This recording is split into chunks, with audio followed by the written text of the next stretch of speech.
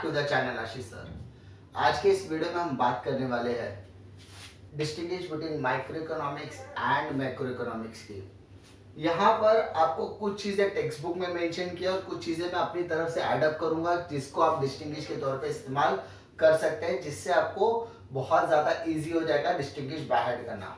ठीक है, तो without wasting time I am going to start. सबसे पहले micro economics and macro economics का मतलब हमने डिटेल में देखा हुआ है।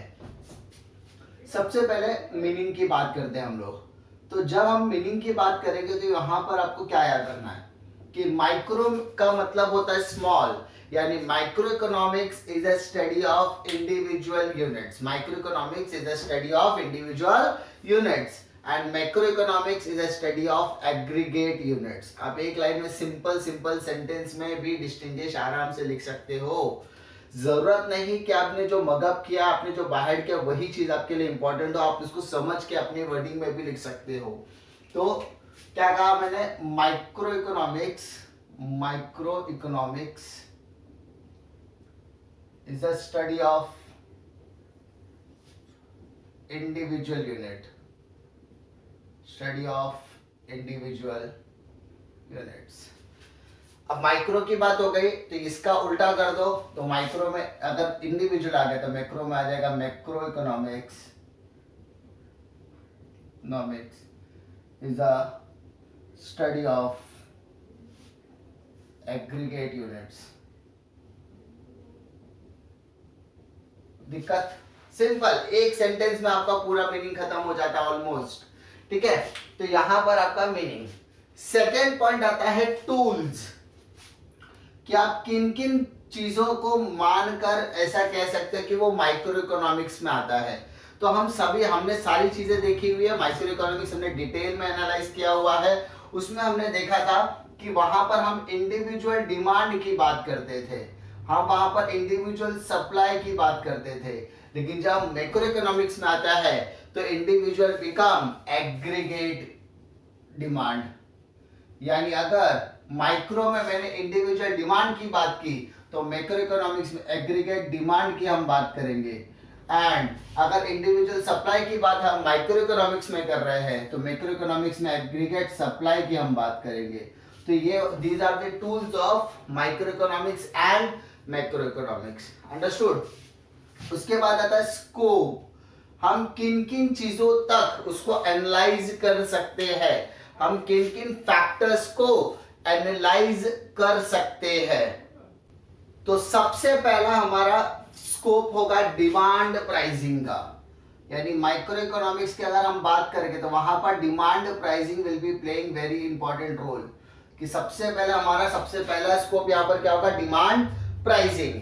यहाँ पर डिमांड प्राइसिंग का मतलब क्या होता है, जब भी मैं किसी भी प्रोडक्ट की डिमांड करूंगा या किसी भी फैक्टर्स की बात करूंगा तो वहां पर मुझे उसका एक प्राइसिंग पता होना चाहिए।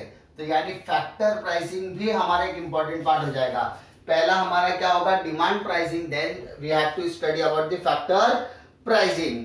उसके बाद हमें इसके प्रोडक्ट के बारे में बात करना है। किसके बारे में बात करना है बेटा, प्रोडक्ट प्राइसिंग। यानी हम जहां पर भी जाएंगे, चाहे वो मेरा डिमांड फैक्टर हो, चाहे मेरा वो फैक्टर हो या मेरा प्रोडक्ट अकेला एक फैक्टर हो, उसमें सभी चीजों पे आपको किसको बात करना है, प्राइसिंग की हमको बात करनी है।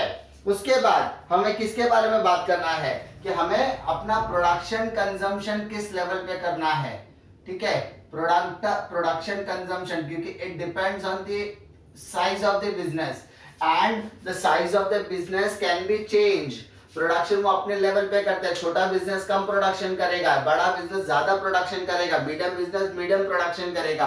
बट उस प्रोडक्शन के बाद उसका कंजम्पशन लेवल भी हमें देखना है, क्योंकि वो अल्टीमेटली कहां जाने वाला है, कंज्यूमर के पास जाने वाला है कंजम्पशन करने के लिए। उसके बाद हम लोग क्या फैक्टर्स पे बात करेंगे, उसके बाद हम लोग फैक्टर्स पे बात करेंगे, इकोनॉमिक वेलफेयर की बात करेंगे। किसकी बात करेंगे बेटा, इकोनॉमिक वेलफेयर की बात करेंगे। तो ऐसे सारे फैक्टर्स हमने ऑलरेडी स्कोप में डिस्कस किया हुआ है, तो वो सारे स्कोप आपको यहाँ पर लिख देने हैं एज अ पॉइंट वाइज। उसके बाद हम किसके बारे में बात करेंगे, मैक्रो इकोनॉमिक्स की बात करेंगे। तो मैक्रो इकोनॉमिक्स में हमने कौन कौन से फैक्टर्स देखे थे, सबसे पहला फैक्टर्स हमने देखा था नेशनल इनकम का। कौन सा फैक्टर था पहला? नेशनल, यानी जो हमने स्कोप रीड किया था, जो स्कोप मैंने आपको स्टडी कराया था, वो सारी चीजें आपको यहाँ पर लिखनी है। उसके बाद general price level, next point हमारा क्या था? General price level. उसके बाद हमें क्या देखना है कि हमारा एम्प्लॉयमेंट लेवल कैसा है, एम्प्लॉयमेंट लेवल कैसा है। तो इस तरीके के फैक्टर्स, इस तरीके के स्कोप आपके स्कोप के पॉइंट के अंदर आ जाने वाले हैं। ये सारी चीजें हमने क्या की यहाँ पर डिस्कस की हुई है ऑलरेडी। अब हमें क्या चीजों के बारे में डिस्कस करना है? एम फॉर मीनिंग हो गया, टी फॉर टूल्स हो गया, उसका एस फॉर स्कोप हो गया। अब आई फॉर हमें आना है, आई फॉर इंपॉर्टेंस की, importance of micro economics and macro economics हमने ऑलरेडी डिस्कस किया हुआ है। तो इंपॉर्टेंस ऑफ माइक्रो इकोनॉमिक्स में क्या आएगा कि प्राइस डिटर्मिनेशन, यानी हमने देखा था कि हमारे 4 फैक्टर्स होते हैं and each and every factors का एक प्राइसिंग मॉडल होता है। लैंड का प्राइसिंग मॉडल रेंट डिसाइड होता है, दैट इज हमें रिवेन्यू में क्या मिलता है, रिवॉर्ड बेसिस पर क्या मिलता है। हमारे पास जो भी लेबर काम करता है उसको हम लोग वेजेस एंड सैलरी इंसेंटिव्स पे करते हैं। उसके बाद कैपिटल को उसके ऊपर इंटरेस्ट चाहिए और एंटरप्रेन्योर को प्रॉफिट। तो these are the price determination. उसके बाद अगर हम लोग बात करते हैं तो हमें आता है मॉडल, ठीक है, मॉडल प्राइसिंग जिसको हम लोग बोल सकते हैं, या जिसको हम लोग मॉडल बिल्डिंग भी कहते हैं, ठीक है। यानी क्योंकि आपको भी पता है माइक्रो इकोनॉमिक्स क्या करता है, ये ईच एंड एवरी एस्पेक्ट को स्मॉल पार्ट में डिवाइड करता है एंड यहाँ पर आपको क्या करना पड़ता है, ईच एंड एवरी रिजल्ट को आपको इम्प्लीमेंट करके आप एक मॉडल को क्रिएट कर सकते हो। आप एक एग्जांपल दैट ऐसा बोल सकते हैं कि हम लोग इस ईच एंड एवरी एस्पेक्ट को एनालाइज करने के बाद, ईच एंड एवरी एस्पेक्ट को एनालाइज करने के बाद हम क्या करते हैं, उसको एक पॉलिसीज फ्रेमवर्क करने की कगार पर जाते हैं। तो पॉलिसी फ्रेमवर्क करने से पहले, यानी वो जब मैक्रो को अडॉप्ट करने से पहले हम उसके एक रिपोर्ट, डिटेल रिपोर्ट बनाते हैं और ऑन दैट बेसिस हम अपने ऑब्जर्वेशंस को प्रेजेंट करते हैं। तो वो ऑब्जर्वेशन जो आने वाले टाइम में एक पॉलिसी फ्रेमवर्क होने वाली है, तो पॉलिसी फ्रेमवर्क और रिपोर्ट के बीच का जो मॉडल होता है उसके बोलते हैं मॉडल बिल्डिंग कहते हैं, ठीक है। उसके बाद हमारा नेक्स्ट पॉइंट आता है बेटा बिजनेस डिसीजन। ये सारी चीजें हमने वहां पर डिस्कस की हुई है, इसलिए सिर्फ हमें क्या करना है, इसको सिर्फ लिखना है, ठीक है। बिजनेस डिसीजन, क्योंकि अगर आपको कंपनी के अपने स्वॉट एनालिसिस पता है, अपनी कंपनी की strength, weakness, opportunity and threats पता है, तो आप कंपनी को अच्छी तरीके से जानते हो। अगर आप अपनी कंपनी को बहुत अच्छी तरीके से जानते हो तो बिजनेस में डिसीजन लेने में आपको तकलीफ आने वाली नहीं है। तो माइक्रो इकोनॉमिक्स बहुत इंपॉर्टेंट रोल प्ले करता है आपके बिजनेस को एनालाइज करने के लिए। उसी की जगह पर जब आप माइक्रो इकोनॉमिक्स छोड़कर मैक्रो की तरफ जाते हो तो वहां पर आपको कुछ चीजों को ध्यान रखना पड़ता है। सबसे पहला वहां पर आता है इकोनॉमिक फ्लक्चुएशंस। सबसे पहला वहां पर आता है इकोनॉमिक फ्लक्चुएशंस आते हैं, economic fluctuations. Sir economic fluctuations आपने बताया था, यस मैंने आपको बताया था phase of the business, business के क्या क्या फेज होते हैं। तो ऐसा भी हम लोग बोलते हैं सर्कुलर फ्लो ऑफ इनकम भी हम लोग कह सकते हैं। इकोनॉमिक फ्लक्चुएशंस के अंदर ये सारी चीजें आती है। उसके बाद हमने देखा था स्टडी ऑफ नेशनल इनकम भी था, स्टडी ऑफ नेशनल इनकम। तो नेशनल इनकम की स्टडी करना, ये सारी चीजें यहाँ पर इंपॉर्टेंट है, एक्सेट्रा पार्ट, यानी इसके अलावा आप सारी इंपॉर्टेंस को यहाँ पर लिख सकते हो, कर सकते हो। ये सारी चीजें हमने यहाँ पर स्टडी किया था। टूल्स अपने स्टडी का स्कोप किया, इंपॉर्टेंस किया है, ठीक है। उसके बाद आते हैं हम लोग थ्योरी पार्ट पर। तो जैसा कि आपको पता है एक माइक्रो इकोनॉमिक्स प्राइस थ्योरी पे काम करता है। कौन सी थ्योरी पे काम करता है? प्राइस थ्योरी पर। बट मैक्रो इकोनॉमिक्स जो होता है वो इनकम थ्योरी पर काम करता है। कौन सी थ्योरी पर? इनकम थ्योरी पर काम करेगा। कहीं कहीं पर एम्प्लॉयमेंट थ्योरी भी काम आती है। तो यानी आप ऐसा कह सकते हैं इनकम एंड एम्प्लॉयमेंट थ्योरी। तो there are two theories can be applied.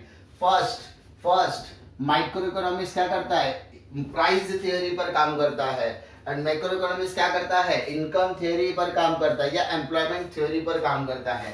उसके बाद ई फॉर एग्जाम्पल आपकी टेक्स्ट बुक में दिया है।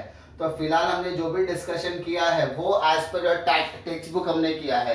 वहां पर एग्जाम्पल्स में आपको दिया है individual income, individual output, individual consumption. ये सारी चीजें कहां पर आएगी? आपके माइक्रो इकोनॉमिक्स का हिस्सा होगी। लेकिन आप अगर मैक्रो इकोनॉमिक्स की बात करेंगे तो वहां पर आपको नेशनल इनकम की बात करनी पड़ेगी, वहां पर आप नेशनल आउटपुट की बात करोगे, वहां पर आप नेशनल कंजम्पशन की बात करोगे, because it is an aggregate proportion, यानी हम लोग बोल सकते हैं इसको एग्रीगेट लेवल पर देखा जाता है। यानी ये सारी चीजें आपको टेक्स्ट बुक में ऑलरेडी दी है, लेकिन इसके अलावा और कौन से पॉइंट्स को आप इस्तेमाल कर सकते हैं, ठीक है। इसके अलावा आप पॉइंट का जो इस्तेमाल कर सकते हैं मैं यहाँ पर लिख देता हूँ अदर पॉइंट्स में। सबसे पहले आप ऐसा लिख सकते हो कि द टर्म रिफर्ड फ्रॉम, ठीक है, आपको भी पता है the micro economics the term referred from the Greek word माइक्रोज, ठीक है, माइक्रोज MIKROS, जिसका मतलब क्या होता था, मीन्स स्मॉल। तो आप इस चीज को इस्तेमाल कर सकते हो। और वहां पर मैक्रोज, यानी अगर आपको कुछ याद नहीं आ रहा तो आप उस मीनिंग को ही इस्तेमाल कर सकते हो। मैक्रोज मीन्स लार्ज या बिग, ठीक है। एक ये पॉइंट आप लोग इस्तेमाल कर सकते हो, टर्म रिफर फ्रॉम या derive from, term derived from Greek word, तो ग्रीक वर्ड क्या होगा, माइक्रोज, और वहां पर क्या रहेगा, मैक्रोज। ये आप पार्ट कर सकते हो। उसके बाद मेथड वाला एक पार्ट लिख सकते हो, मेथड, ये आपका स्लाइसिंग मेथड है। कौन सा मेथड है ये, आपका स्लाइसिंग मेथड। हमने डिस्कस किया कि ईच एंड एवरी चीज को छोटे से छोटे पार्ट में डिवाइड करना मतलब स्लाइसिंग करना, स्लाइसिंग। तो यहाँ पर क्या आ जाएगा आपका लंपिंग मेथड, यानी अगर आपको 2 मार्क के लिए डिस्टिंग्विश पूछा है तो सिर्फ आप क्या करो, मीनिंग आप कर सकते हो, आप टर्म कर सकते हो, मेथड, इससे आपको बाहर करने की जरूरत नहीं है, इससे आपको बाहर करने की जरूरत नहीं है। उसके बाद आप चाहिए तो आप टूल्स भी कर सकते हो, तो टूल्स वाला पार्ट है 3 से 4 पॉइंट, 6 पॉइंट भी आप आराम से कर सकते हो, जितना आपसे हो सकता है उतना। उम्मीद करता हूँ कि आपको micro economics and macro economics के डिस्टिंग्विश में कोई डिफिकल्टी नहीं है। इसके पहले के सारे पार्ट्स आप लोग देख लीजिए, आपको कोई डिफिकल्टी वहां पर आने वाला नहीं है।